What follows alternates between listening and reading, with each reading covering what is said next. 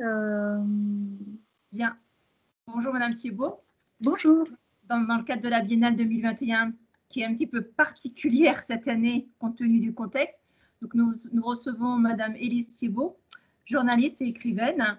Donc Madame Thiebaud est connue, entre autres, parce qu'il n'y a pas que ces deux romans, pour son nouveau roman sur Françoise d'Aubonne, qui est sorti le 9 mars 2021. Vous me dites si je me trompe, hein. Et sur Mes ancêtres les Gauloises, une autobiographie de la France qui est sortie l'année dernière. Et donc, vous êtes également auteur de Ceci est mon sang, Les règles, quelle aventure, qui sont sortis en 2017. Voilà. Donc, on va déjà parler premièrement de votre roman tout récent sur Françoise d'Aubonne. Donc, déjà, juste dire à ceux qui vont nous écouter que c'était quand même un sacré personnage. Oui, effectivement, Françoise d'Aubonne, c'est une féministe qui est à l'origine de 3 mots qu'elle a popularisés, qui sont sexocide, phallocrate et écoféministe. Et écoféminisme. C'est elle qui a forgé, l'une des premières à avoir forgé ce terme d'écoféminisme en 1974, quand elle écrit un essai capital qui s'appelle Le féminisme ou la mort, et dans lequel, pour la première fois, elle fait un lien entre le fait de vouloir soumettre les femmes et celui de soumettre et surexploiter la nature. Et elle considère que pour sauver d'une certaine manière la planète, il faut d'abord libérer les femmes, ou en tout cas en même temps libérer les femmes.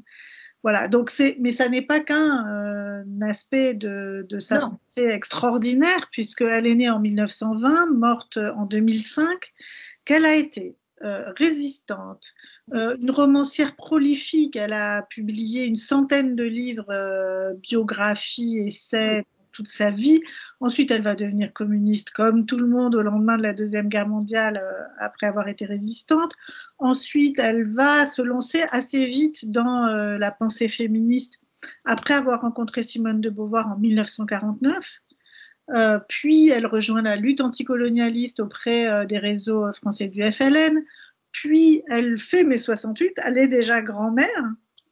Elle est cofondatrice du MLF et cofondatrice du Front homosexuel d'action révolutionnaire, alors qu'elle-même ne se revendiquait pas homosexuelle. Donc c'est un destin assez extraordinaire, d'avant-garde, visionnaire. Beaucoup de ses livres sont très en avance sur son temps, dans le chapitre des idées, notamment par exemple sur la question du genre.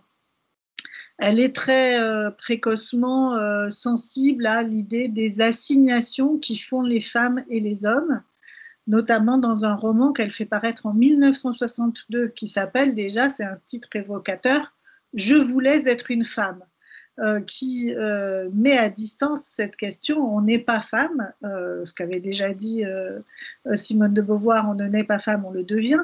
Elle évoque pratiquement à travers ce titre la notion performative, le fait que c'est l'objet d'un conditionnement et aussi d'une adhésion plus ou moins volontaire à un modèle, et auquel elle semble, puisque le titre est au passé, avoir renoncé. Donc c'est une personne assez extraordinaire et complètement fascinante parce qu'elle traverse tout un siècle et tout le débat intellectuel et progressiste d'un siècle. Et en même temps, elle était quand même oubliée. Elle est voilà, peu connue aujourd'hui. Ses écrits il y a très peu d'écrits d'elle qui sont disponibles. Donc, c'est pas à proprement parler un roman que j'ai fait, c'est une biographie subjective. Je l'ai quand même appelé roman parce que sa vie est tellement romanesque qu'on a vraiment l'impression d'être aux prises avec un personnage imaginaire. Son imagination à elle a créé des mondes qu'on ne découvre que maintenant. Mais c'est vrai que c'est, comme vous dites, c'est un écrivain prolifique. quelquefois même elle est qualifiée d'écrivaine, je sais pas, libertaire. Anarchiste. Anarchiste. Elle a interrompu des conférences contre l'avortement à coups de saucisson. Elle militait elle militait pour l'Algérie libre. Oui, elle était terroriste entre guillemets à ses heures. Elle était contre la peine de mort, contre les prisons. Elle était pour la contraception. Mais en fait, elle est quand même, comment dire, exceptionnelle, je ne sais pas dire. Mais à 9 ans, elle écrit, ou elle s'écrit, je ne sais plus. Je suis féministe. C'est quand même, c'est en 1929, c'est ça, la réunion 1929. C'est quand même une précurseur, quoi. C'est à 9 ans, 1929, je suis féministe. Ça semble incroyable à cette époque-là. Oui, ça semble incroyable aujourd'hui, mais en fait, c'est plus compréhensible quand, moi, ce que j'ai analysé en tout cas, c'est qu'en fait, c'était une enfant prodige. Hein. Elle a écrit ses premiers romans à 11 ans. Elle remporte, je crois qu'elle n'a pas 13 ans, un concours qui était organisé par De Noël, je crois, qui s'adressait aux enfants de maximum 13-14 ans. Et ils avaient donné un minimum de 200 lignes. Et elle dit, ils n'avaient pas donné de maximum, elle a envoyé un roman de 200 pages. Elle a évidemment remporté le concours. Elle était capable, à 13 ans, d'écrire un roman si réaliste, par exemple, dans la description des relations amoureuses, que les gens ont pris des renseignements pour savoir si elle avait vraiment 13 ans, parce que ça paraissait totalement incroyable. Elle a écrit un roman quand elle avait seulement 10-11 ans, je crois, où elle imagine l'Europe, une impératrice de l'Europe qui est inspirée d'une grande Amazone et qui sauve les peuples en établissant la paix. On parle de quelque chose qui se passe avant la Deuxième Guerre mondiale. Donc, après, on s'imagine que le féminisme n'existait pas dans les années 30, mais on a oublié les années folles, on a oublié qu'il y avait, déjà un mouvement d'émancipation des femmes qui avait dû venir à ses oreilles géniales et hyper informées, puisque, voilà, comme souvent les enfants très précoces, elle avait des oreilles et elle vivait dans une famille très cultivée et relativement engagée. Donc, elle a eu accès à des informations. C'est complètement fou en même temps d'imaginer une enfant partir à vélo, déposer des tracts féministes dans les boîtes aux lettres de ses voisins. Voilà. Après, c'est quelqu'un qui a ce côté très romanesque, un peu comme Cyrano de Bergerac, qui était d'ailleurs son idole. C'est-à-dire qu'elle a un côté très physique, très audacieux. C'est assez rare pour une intellectuelle. Elle n'était pas une académicienne. C'est une des raisons de son oubli d'ailleurs. Elle ne faisait pas partie, elle n'était pas dans l'université. Elle était une autodidacte parce que géniale, elle savait déjà tout avant tout le monde et c'était très difficile pour elle de faire des études dans ce contexte. Et aussi, autre chose de très particulier qui lui a valu d'être très marginalisée, elle était souvent très irritée parce que son esprit allait très vite, mais aussi elle avait ce côté action directe. Hein, le côté, dès 9 ans, donc d'aller écrire des slogans dans la rue, mais d'avoir fait la résistance. Il faut comprendre aussi que à l'après-guerre, dans plein de réseaux politiques, il y avait quelque chose de légitime à l'action, entre guillemets, violente, où on considérait comme absolument pas nécessairement honteux ou catastrophique de choisir une action directe. Et ça va guider sa vie longtemps dans le soutien des réseaux FLN, dans mai 68 où elle est une des premières alors qu'elle a plus de 50 ans à aller jeter des pavés sur la police, ou encore quand avec le MLF, comme vous le racontez, vous le disiez tout à l'heure, elle intervient pour perturber une conférence du professeur Lejeune qui est anti-avortement. Et que pour ne pas être arrêtée par la police avec des armes de deuxième catégorie, elle propose d'aller avec le groupe d'autres féministes du MLF, avec des saucissons secs en disant bah, un saucisson sec, on ne peut pas appeler ça une arme, mais asséner sur la tempe quand c'est bien, fait, c'est comme si on avait une matraque. Voilà, d'où le nom qui est resté de commando saucisson pour cette action. Voilà. Et je rigole parce que j'imagine la scène actuellement, quoi.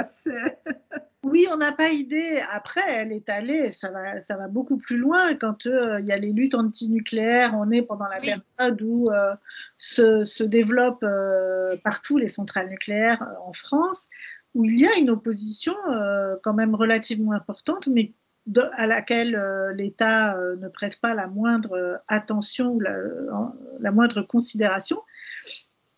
Si bien qu'elle décide, avec son compagnon de l'époque, un peu de manière rocambolesque et à la façon des pieds nickelés, un peu, on pourrait dire ça, parce qu'il décide de partir avec la petite, je crois que c'est une 4L, il avait une 4L orange qu'ils appelaient la Clémentine ou Orange Mécanique. Voilà, ils l'appelaient Orange Mécanique, et ils avaient décidé d'aller faire le tour de France dans des campings pour essayer de voir s'il n'y avait pas des sites sur lesquels ils pouvaient faire des interventions pour attirer l'attention contre le nucléaire. Ils ont fini par choisir de poser quand même, de plastiquer le chantier de la centrale nucléaire de Fessenheim, qui, ça n'est qu'un chantier, il n'y a évidemment aucune charge nucléaire. Ils prennent évidemment l'un comme l'autre soin de téléphoner 1 heure avant en disant ça va exploser pour faire en sorte qu'il n'y ait aucune victime. Donc il n'y a pas, on ne peut pas dire que la volonté soit de terroriser, mais la volonté c'est vraiment d'attirer l'attention, de faire un coup d'éclat. C'est quelque chose elle cherchait même probablement confusément à être arrêtée, ce qui n'a jamais été le cas alors qu'elle était surveillée. Personne n'a jamais su que c'était elle. On l'a su bien longtemps après sa mort en lisant ses carnets. Et donc, et elle en a fait d'autres sur lesquels je ne m'attarde pas dans le livre, qui montrent voilà, un caractère totalement hors du commun, un peu explosif elle-même. Elle était une femme explosive et qui engueulait facilement les gens, si bien que bon, elle n'a pas laissé toujours un très bon souvenir aux gens qui l'entouraient. Et puis voilà, c'était quelqu'un qui vivait très librement, qui a eu des enfants qu'elle n'a pas élevés elle-même, elle les a confiés à sa famille. C'est une chose qui est peu pardonnée aux femmes, de ne pas se soumettre voilà, à ce qui est attendu d'elle, vivre en couple. Voilà, ça a été une insoumise complète, et je suis bien contente qu'elle figure dans la collection Les Indomptés, parce que c'est bien quelqu'un qui n'a jamais été dompté en dépit de ses souffrances, c'est elle. Et c'est vrai que, outre la militante, à travers votre livre, on découvre la femme qui, comme vous dites, en fait, a été aussi anticonformiste. Elle se marie, hop, et, enfin, excusez-moi, mais elle quitte son mari sur le parvis de la mairie. Sur les parvis de la mairie, alors qu'elle est enceinte de son premier enfant. À l'époque, je ne me souviens plus de la date, mais c'est. Fou, c'est en 42, je crois, ou en 43. 43 peut-être. Je crois que c'est en juillet 43. Elle, effectivement, alors bon, elle a réussi un double prodige que je raconte dans le livre. Premièrement, elle est tombée enceinte alors que elle est toujours vierge. Voilà, je raconte comment parce que c'est quelque chose qui a été particulier dans son histoire. Et quand elle se rend compte de ça, quand elle se rend compte qu'elle est enceinte de cet homme et que cet homme, au fond, n'est pas non plus celui qu'elle croyait, elle prend difficilement, mais elle l'apprend, elle prend la décision de l'épouser parce que à l'époque, avoir un enfant sans père, c'était vraiment un gros problème. On est sous pétain. Et on peut avoir un père qui est absent parce qu'à l'époque, la guerre fait que tout le monde est aux quatre vents. Mais ne pas être marié et ne pas pouvoir donner le nom d'un homme à un enfant, ça expose à beaucoup de soupçons de toute nature, en plus du jugement moral qui est particulièrement dur. Et donc, elle dit, bon, ok, je vais l'épouser.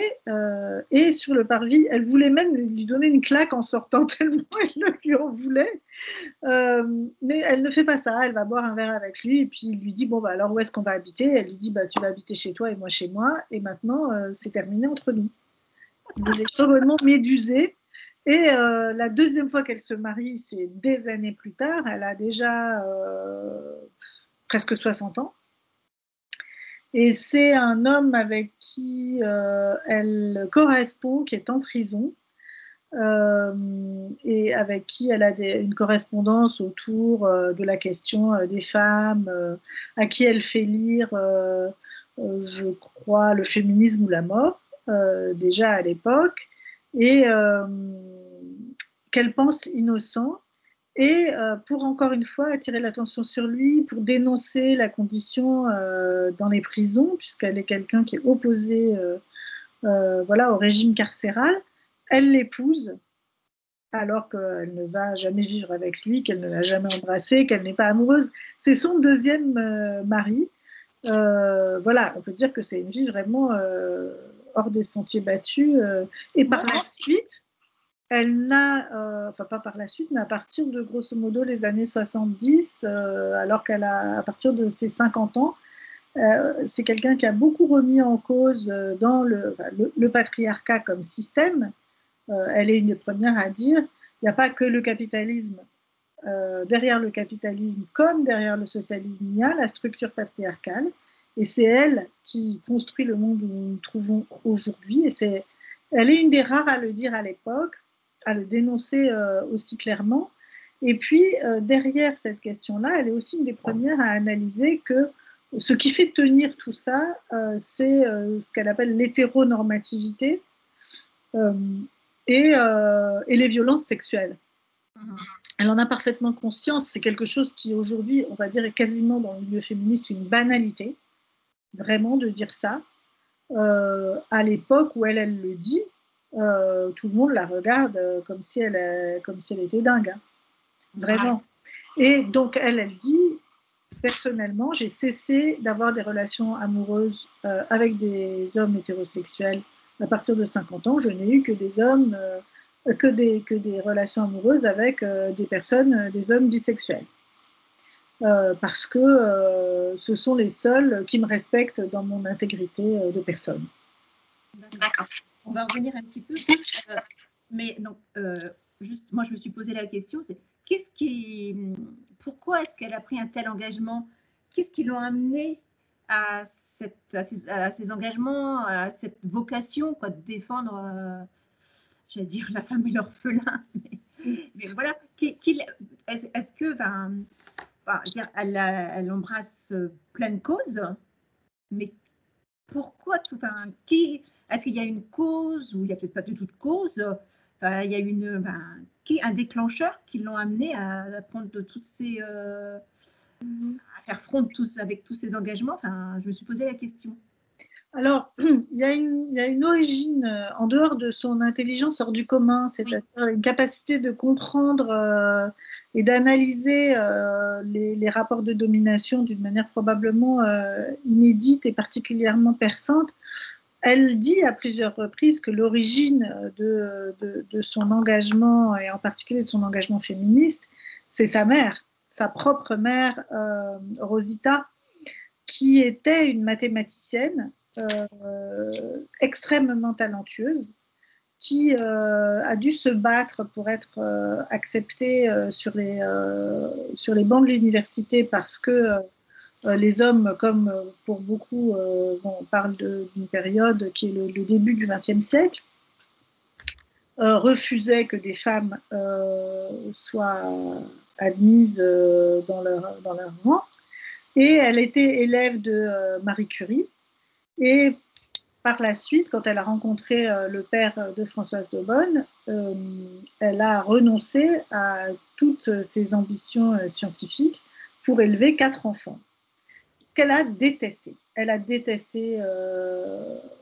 était très amoureuse de son mari qu'elle a aimé jusqu'au bout, mais elle détestait être mère Elle a négligé ses enfants petits et les a élevés très à la dure, en exigeant d'eux beaucoup. Elle a eu 3 filles et un garçon, en exigeant d'eux beaucoup au plan de l'instruction. Elle était très présente dans leur instruction. Mais Françoise d'Aubonne dit qu'elle a toujours ressenti à quel point cette femme avait été déchirée de ne pas pouvoir s'accomplir en tant que femme et réaliser son destin qui était d'avoir une carrière scientifique. Il lui a été volé par le fait de se soumettre à ce qui était attendu d'elle en tant que femme. Et je pense que ça a été véritablement la racine de ce choix, on va dire vraiment radical qu'elle fait pour sa propre vie. Ensuite, voilà, il y a une sensibilité aux injustices en général qui était très présente dans sa famille et depuis plusieurs générations. Un esprit original, alors un peu aussi, elle vient d'une aristocratie désargentée et les aristocrates sont toujours persuadés d'avoir une mission. Et elle avait cet héritage aussi d'une certaine manière. D'accord. Donc en fait, c'est vrai que c'est une femme au destin incroyable. Elle est même qualifiée de penseur un génie, quoi. Oui, tout à fait. Mais cette femme incroyable, comme vous avez dit au début de votre exposé, elle est quand même méconnue du grand public. Enfin, oui, elle est même oubliée. Est-ce que vous avez des... Enfin, pourquoi est-elle méconnue? Enfin, il y en a beaucoup, vous allez me dire comme ça, qui sont aux oubliettes, entre guillemets. Voilà, alors d'abord parce que c'est malheureusement le sort des femmes en général dans l'histoire d'être oubliées. On le voit tous les jours quand on y prête un peu attention, de voir combien de femmes ont joué un rôle important dans l'histoire et sont totalement méconnues ou oubliées aujourd'hui. Et ça, c'est, on va dire, quelqu'un comme Eliane Viennot le démontre très bien. C'est quelque chose qui est délibéré, qui est organisé pour justifier un ordre dans lequel ce sont les hommes qui ont le pouvoir, ce sont les hommes qui font des choses importantes, ce sont des hommes qui sont capables de contribuer aux arts, à la pensée, à la science, tandis que les femmes sont limitées, seraient limitées par le fait qu'elles portent et mettent au monde les enfants. Et en réalité, elles sont limitées par énormément de freins qui leur sont mis. Elles sont limitées. Et néanmoins, en dépit de ces limites, un nombre important de femmes ont fait des choses très importantes. C'est donc le cas de Françoise d'Aubonne. Donc, premièrement, elle est oubliée, comme beaucoup de femmes sont oubliées, méprisée, mal considérée. Elle n'est pas la seule. Elle a des contemporains hommes, notamment un de ses amants, Jean-Charles Pichon, qui est presque aussi oublié qu'elle. Donc on peut dire qu'il y a cette dimension-là. Il y a aussi le fait qu'elle a des positions qui sont particulièrement audacieuses, même dans le champ du féminisme. Elle s'exprimait, elle n'hésitait pas à avoir des formules à l'emporte-pièce qui effrayaient un petit peu celles et ceux qui pensaient qu'il fallait y aller un peu plus doux pour obtenir gain de cause.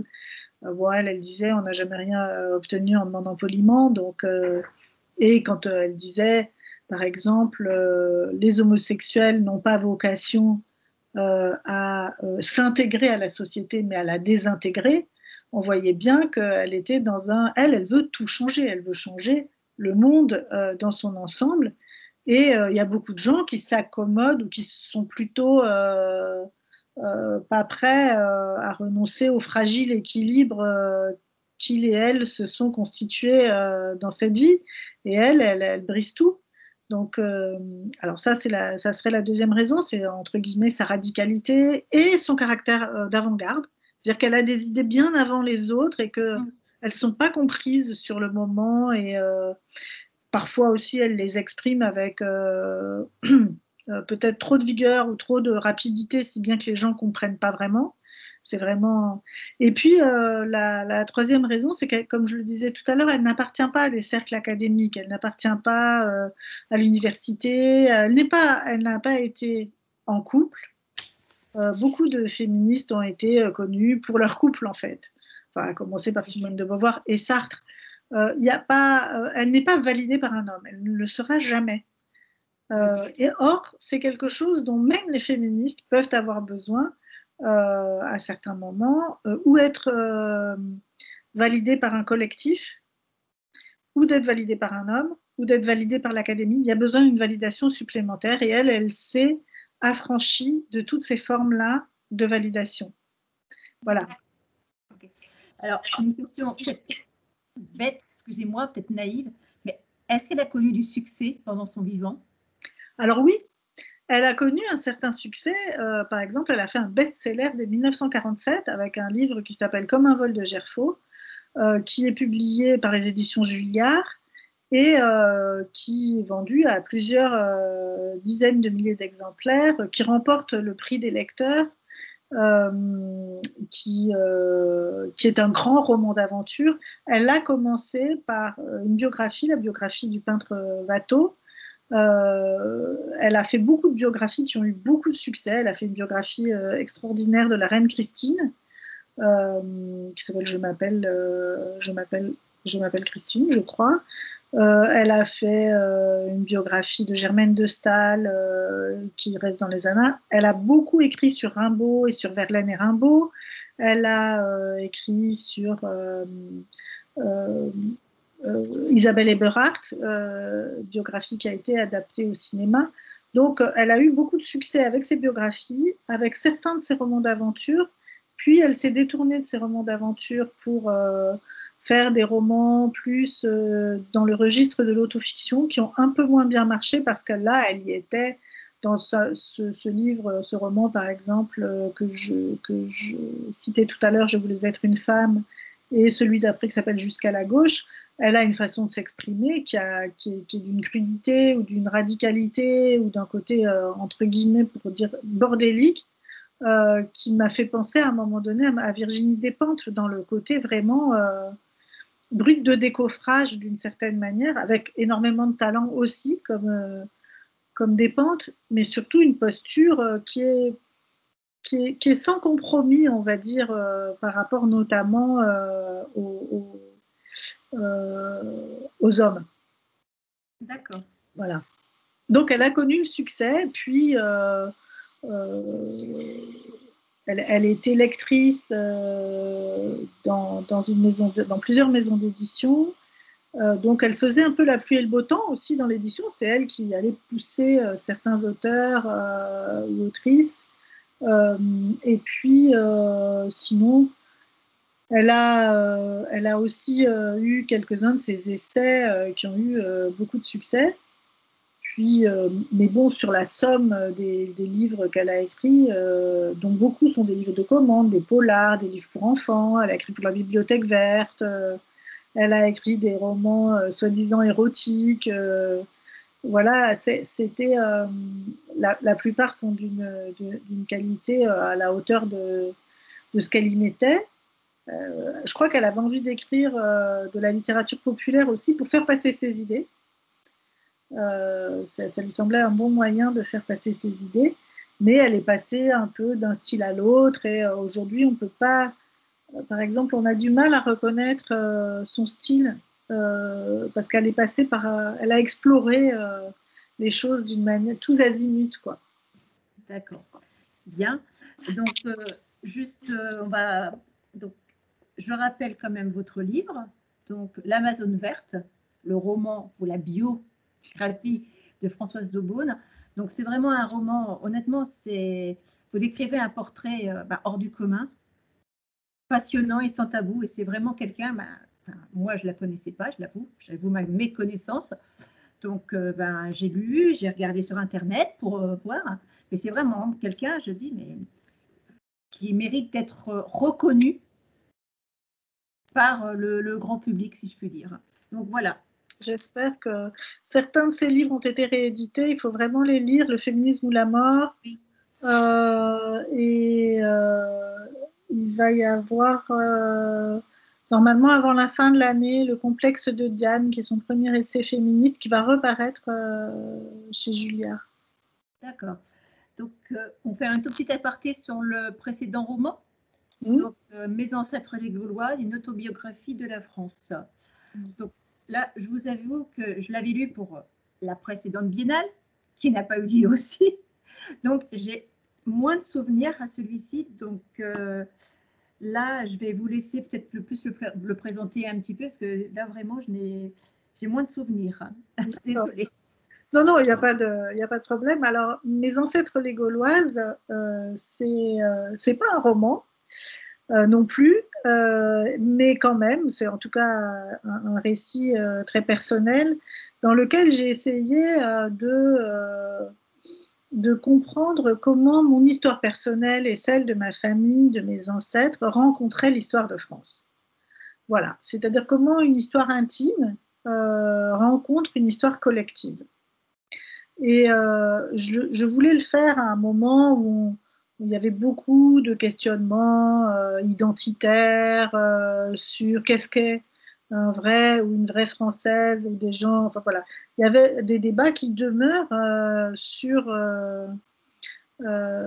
comment dire, le fait qu'il y aurait des échelles de francité différentes qui, à mon avis, sont vraiment très problématique parce qu'elle crée énormément de divisions, de déterminer comment on doit être et de se déterminer par rapport à la nationalité ou à une appartenance patriotique représente beaucoup d'écueils et c'est quelque chose, je me suis dit, mais en fait, entre guillemets, les personnes blanches dites de souche s'expriment très rarement là-dessus. On exprime toujours, on va toujours dire, bah moi, je suis le fruit d'un mélange. Ce qui est vrai, on est tous le fruit d'un mélange. Mais il se trouve que dans ma famille, par exemple, on peut dire que ça remonte vraiment très très loin, que nous sommes français des deux côtés Et enfin, alors français, qu'est-ce que ça veut dire? Et puis, est-ce qu'il ne serait pas temps de montrer qu'il y a dans, euh, dans cette histoire une incapacité à voir de quoi nous sommes faits? Ou de pas, voilà. Donc, on va toujours demander à une personne qui vient ou qui est supposée venir d'un autre pays ou d'avoir des ancêtres nés dans un pays, bah, raconte ton histoire et dis comment tu viens et comment tu te positionnes par rapport à la France. Et je me suis dit, bah, c'est quelque chose qui mériterait réflexion. Comment est-ce que moi, j'admets que ça fait partie de moi ou qu'il y a aussi une part de où je vais me déterminer à cet égard-là. Et aussi de prendre conscience que dans ce contexte, dans ce système-là, de faire du commun dans la nation, eh ben, on n'est pas tous à même enseigne, pas tous et pas toutes à même enseigne. Donc, j'ai voulu me poser la question de quels sont les impensés de cette histoire de France, de ces mythes qui sont véhiculés autour de l'histoire de France, par exemple. Ben voilà, parmi les impensés importants, pour moi, il y a la place des femmes dans l'histoire et dans aussi bien d'ailleurs les histoires intimes que les histoires collectives. Comment je construis mon identité en tant que femme dans une nation qui donne aux femmes un rôle subalterne.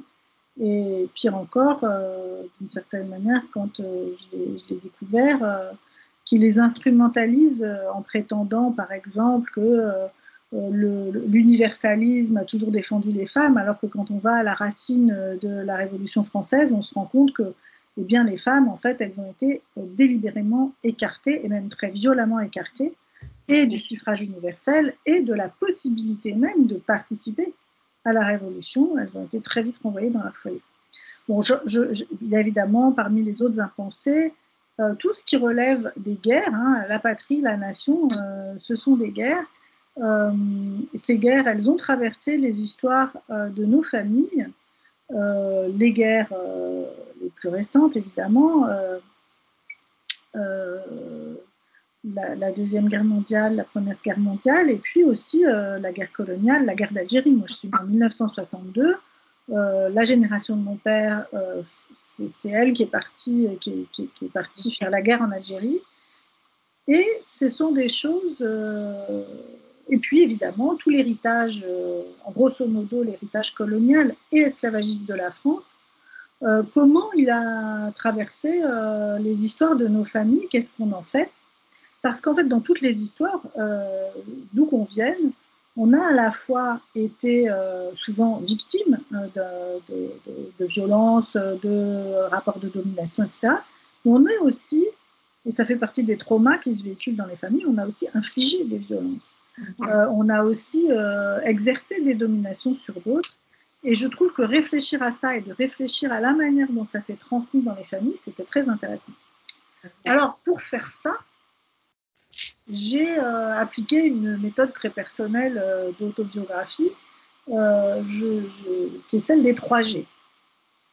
Le premier G, c'est la génétique. J'ai essayé de voir, parce que j'étais interpellée par le fait qu'il y avait de plus en plus de gens qui faisaient ces tests de génétique récréative ou dite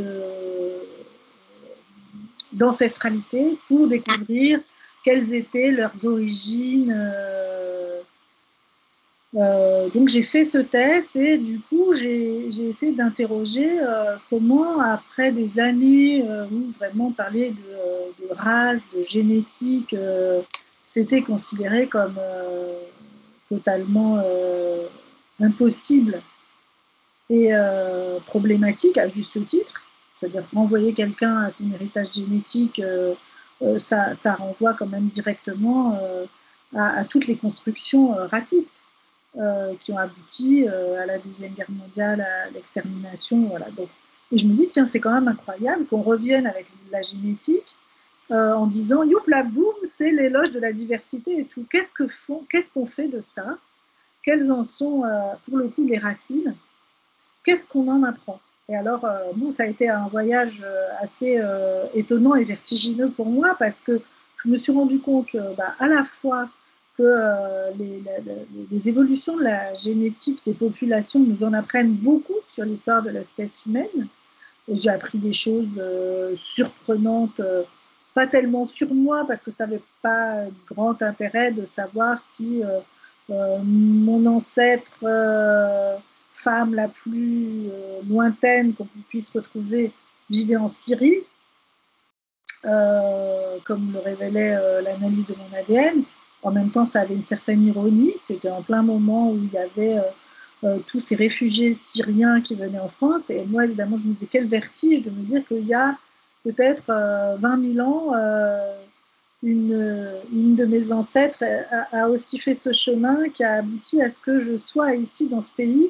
Et pour moi, c'est ce que m'apprenait la génétique des populations en dehors du côté très romanesque que ça a, de se dire, voilà, de se projeter, de se dire, tiens, alors, forcément, dans les millions d'ancêtres que j'ai, il y en a qui ont vécu peut-être dans cette grotte Cosquer à Marseille, peut-être qu'il y en a un qui est arrivé avec les premiers tentacontaires qui sont arrivés à Marseille. Il y avait quelque chose comme ça d'assez romanesque qui est assez beau et qui nous en apprend beaucoup, encore une fois, sur la façon dont les grandes migrations se sont organisées et à quel point aussi les frontières sont ridicules. Donc il y avait ce côté-là. Puis il y avait aussi une instrumentalisation de cette génétique aux fins de surveillance des populations. On le voit par exemple avec les Ouïghours, les tests ADN sont utilisés pour identifier les Ouïghours et les persécuter. On a aussi la possibilité aujourd'hui, à partir de ces ADN qui sont conservées dans des banques de données, d'identifier des personnes. Donc, c'est quand même assez problématique. Excusez-moi, je vous coupe, mais je vous entends très très mal. Ah bon? Ça va mieux, bougez plus. Il y avait un petit bruit derrière, c'était... Voilà. Excusez-moi, on continue. Oui, pardon, excusez-moi, je vous ai coupé. Oui, donc, je ne sais plus ce que je disais. Parler de la génétique. Oui, il y a beaucoup de choses avec la manipulation des gènes qui est problématique. C'est beaucoup instrumentalisé aussi par des racistes pour essayer de certifier qu'ils sont 100% blancs. Donc voilà, il y avait quelque chose comme ça qui était une espèce de mélange sur lequel je voulais approfondir. Donc ça a été le premier aspect de montrer comment finalement s'était constituée cette histoire et comment moi je l'avais vécu. Le deuxième volet de mon enquête, ça a été la généalogie, c'est-à-dire d'interroger mes ancêtres et en particulier dans cette partie-là, bon, il y a deux parties. Dans la généalogie, je me suis surtout penchée sur l'histoire des femmes de ma famille. Et ce que j'ai découvert, c'est que 2 de mes arrière-grand-mères sur 4 avaient été des femmes qu'on pouvait désigner sous la forme des filles-mères, des courtisanes, des cocottes, des demi-mondaines, voire peut-être certaines, à certains moments de leur vie, dans la prostitution directe ou femmes entretenues. Et je me suis dit, tiens, c'est quand même intéressant la manière dont ça rejoint un grand mythe qui est celui de la séduction à la française, du luxe, de Paris, la ville des plaisirs, de toute cette histoire qui est souvent invoquée d'ailleurs pour dire qu'il y aurait une exception française, que chez nous les rapports entre les sexes sont différents, et qui en fait, d'après ce que moi j'ai compris de ma famille et de ce que je vois dans ma vie aujourd'hui, sont en fait véritablement des rideaux de fumée pour justifier certains rapports de domination et les faire se perpétuer. Et c'est ça que j'ai exploré à travers l'histoire de chacune de mes arrière-grand-mères et aussi qu'est-ce que ça signifie le rapport aux hommes, aux pères, au patriarcat dans les généalogies ont pour objet de systématiquement écarter les femmes. On le voit bien sur même la simple question du patronyme. Le nom et le vrai nom, c'est le nom du père.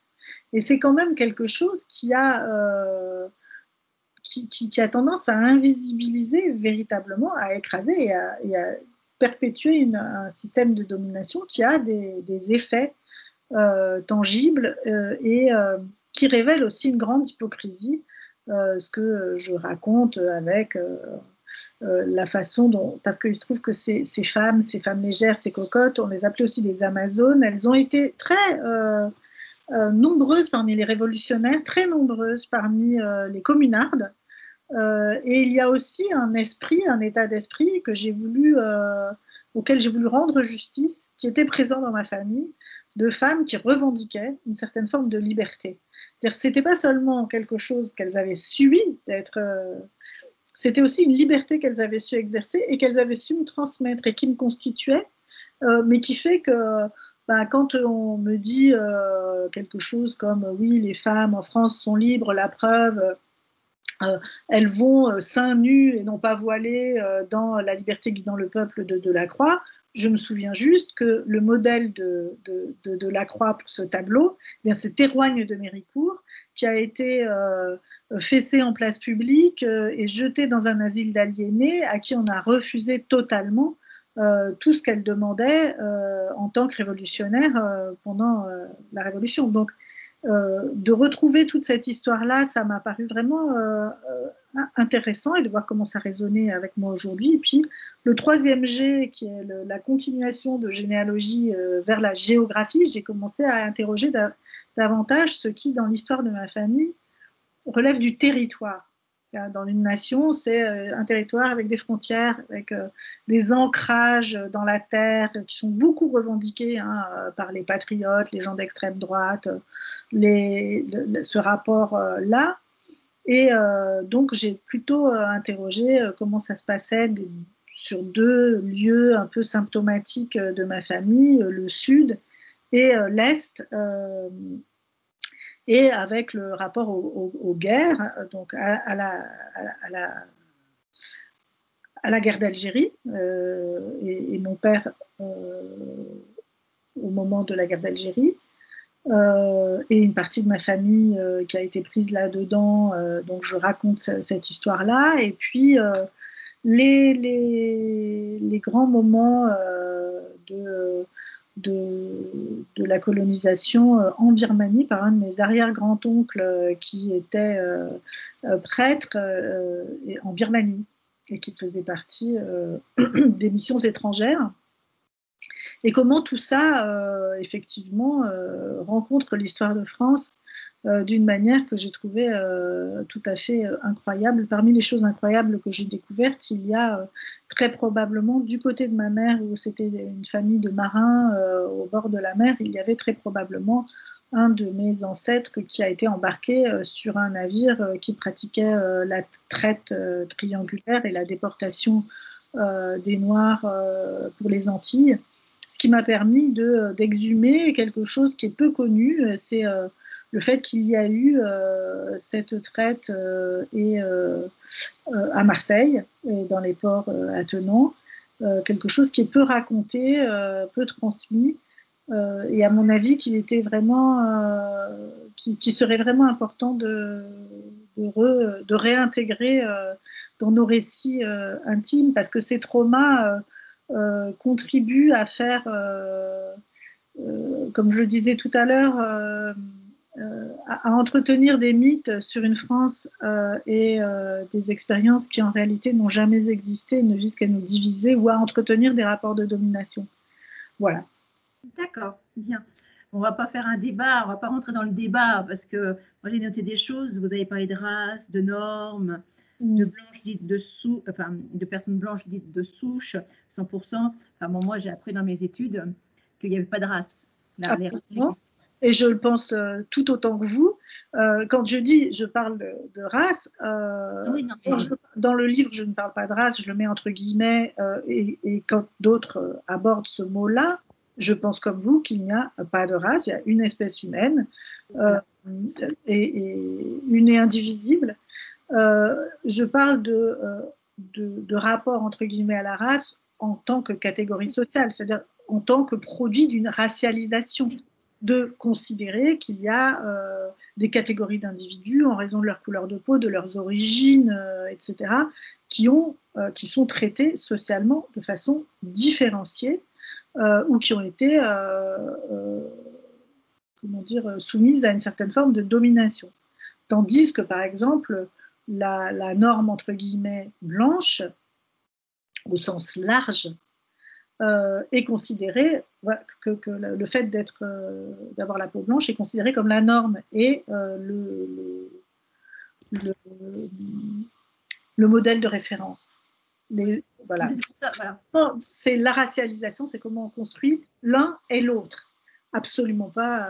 Moi, je ne crois pas à une seconde, et je le dis dès le début avec l'histoire sur la génétique, où je dis je suis très mal à l'aise d'aller fouiller les gènes pour ça.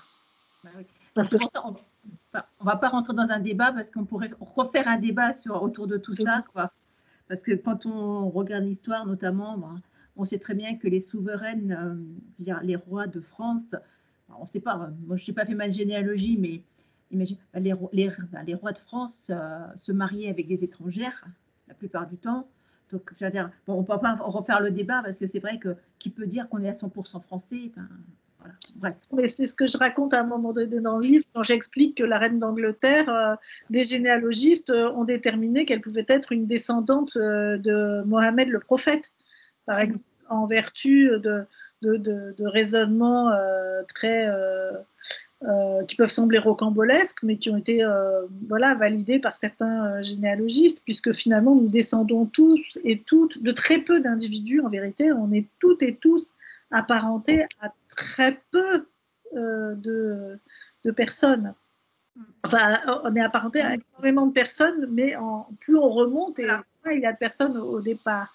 Et donc, la pyramide, effectivement, personne ne peut revendiquer d'être, entre guillemets, pur. Et ceux et celles qui s'y sont essayés se sont cassés le nez la plupart du temps.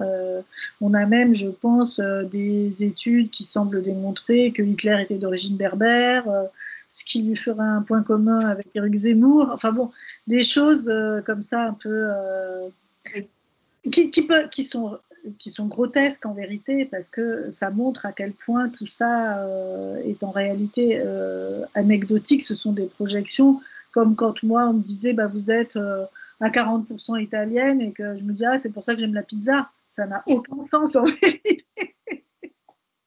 Ouais, entretenir des clichés. Donc moi, mon idée, c'était d'essayer de démonter ces clichés tels qu'on les entend tout le temps, et de dire, vous savez, derrière, c'est quand même nettement plus compliqué, mais aussi nettement plus intéressant, et souvent beaucoup plus romanesque. Bien, ben on va se quitter là-dessus, parce que c'est vrai, comme sinon, comme je dis, on va rembrayer sur un nouveau débat, et c'est peut-être pas le sujet. Oui. Moi, je vous remercie vraiment infiniment de la part de la ville de Pontivy de bien avoir voulu jouer le jeu. Merci à vous. Je sais que la visioconférence, c'est un exercice pas facile des deux côtés. Oui, c'est vrai. On n'est pas forcément à l'aise. Donc, je vous remercie encore. Et donc, je remontre vos deux ouvrages, le roman de Françoise Ebaune et Mes ancêtres les Gauloises. Voilà. Donc, merci encore, Madame Thibault. Merci à vous. Peut-être un jour en présentiel. J'espère qu'un jour, on pourra refaire tout ça en présentiel. Bien. Merci encore. Et puis, bon courage. Merci. À bientôt. À bientôt. Au revoir. Au revoir.